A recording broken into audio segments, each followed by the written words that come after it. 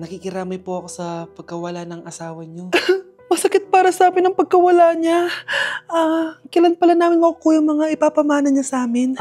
Ipaprocess pa po namin yun, ma'am. I-update na lang po namin kayo. Sige po, attorney. Sakit ng pagkawala niya. Nay, tignan mo, may medal ako. Ano namang paki ko dyan? Di ka ba proud sa akin? Hindi. At wala akong paki sa'yo. Iniwan ka na ng tatay mo, di ba?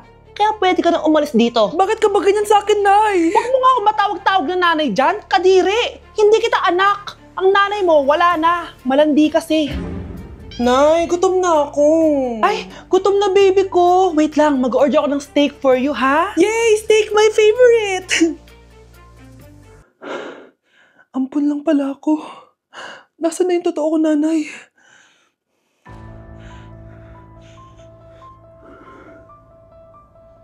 Tulog sila.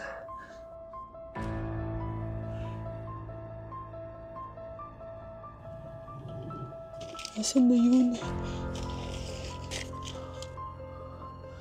Ito ba si nanay? Sino ito tumatawag na to? Muntik na yun. Attorney? Hello, ma'am. May update na po sa ipapamana ng namatay niyo pong asawa. Sige. Punta ka dito sa bahay. Sa wakas, ito na yung araw na pinakahihintay ko. Hoy, ikaw! Pag dumating dito si attorney, magtago ka. Hindi niya pwede malaman na may isa pang anak ang asawa ko. Sige po. Ma'am, nakuha na po namin yung last will and testament ng asawa niyo. Ang nakasulat po dito ay, ang 50% ng kayamanan niya ay mapupunta po sa inyo. Mali ata yan, attorney. Dapat 100% ang mapupuntang kayamanan niya sa amin. Kami lang ang pamilya niya eh. Bali ma'am, ang nakasulat po kasi dito ay ang isang 50% po ay mapupunta sa isa niyang anak. Ano? Baka yan yung isa naming anak na nawala? Oo, sa amin na lang yan. Ako ang isa pang anak ni Ramon. Baka yan yung isa naming anak na nawala? Oo, sa amin na lang yan. Ako ang isa pang anak ni Ramon. Akala ko ba nawawala yung isang anak ni Ramon? Attorney naman, huwag ka maniwala dyan. May sakit kasi sa utak yan. Wala akong sakit, attorney! Maniwala ka, please! Kailangan ko pa ng sapat na ebidensya para maniwala ako sa'yo. Sige na, babalik na lang ako.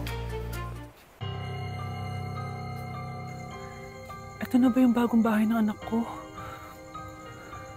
Ikaw babae ka? Sinubukan mo pang agawin sa amin ang kayamanan ng tatay mo? Ang sama nyo, tita! Gusto nyo kunin lahat? Well, hindi naman maniniwala sa'yo si attorney dahil wala kang ebidensya. Tao po, attorney po ito. Nandiyan si attorney. Halika dito. Ayan, ikukulong muna kita dito sa bodega hanggat hindi ko pa nakukuha mga kayamanan. Yes, attorney! Hawak ko na ang 100% ng kayamanan ni Ramon. Nandito na ang titulo, papeles at cheque ng mga kayamanan niya. Salamat, attorney, ha? Scarlett, hindi ko na alam kung ano nangyayari sa nanay ko. Pero huwag ka mag-alala. Ako bahala sa'yo. Kailangan na matigil tong pinagagawa ni nanay. Tao po. Sino ka? Ako po yung nanay ni Scarlett, yung anak din ni Ramon. Totoo ba to? Pinagsasabi mong babae ka? Kami lang ang pamilya ni Ramon. Attorney, huwag ka magpaniwala dyan. Peke yan. Hindi to peke. Pwede mo ipacheck to sa attorney. Kaya ilabas mo na siya. Kinulong po ni nanay si Scarlett sa bodega. Ha? Anak?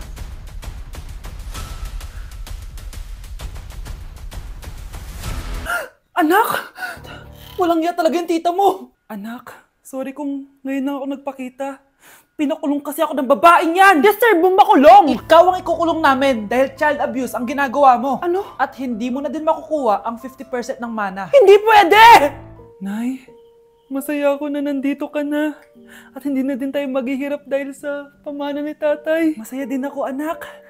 Siyempre kasama ka dito sa Manta.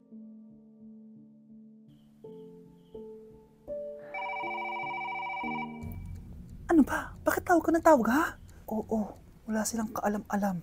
Sige na, baka mahuli pa tayo. Sa wakas, sa atin na ang mana. Maghahati tayo dito.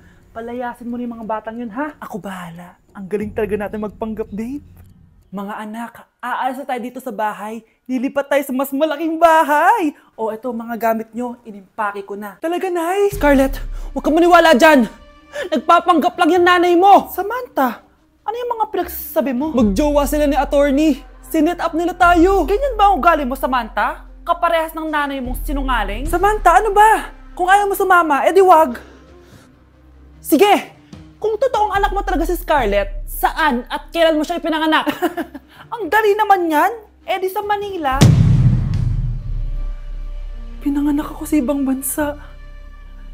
Hindi ikaw ang nanay ko. Ay, oo nga pala, sa ibang bansa pala. Sorry, nakalimutan ko. Ang dami namang drama. Total, nasa amin na ang mana. Umalis na kayong dalawa. Kung ayaw niyong pati kayo, ipakulong ko. Kung meron mang makukulong, kayong dalawa yon. Salamat sa pagtawag, Samantha. Inaaresto kita, attorney, sa kasong panloloko. Palpak ka talaga! Naisahan niyo ako ngayon, ha? Hindi pa ako tapos sa inyo. Talagang sinira mo yung sarili mo, attorney, para sa pera. At ang dami mo na palang naloko. Samantha, huwag na tayong maghiwalay, please. Oo, Scarlett. Dito lang ako palagi sa tabi mo. Kayong dalawa, mag-ingat kayo palagi, ha? Gamitin niyo na maayos sa pamana ng tatay niyo. Salamat po.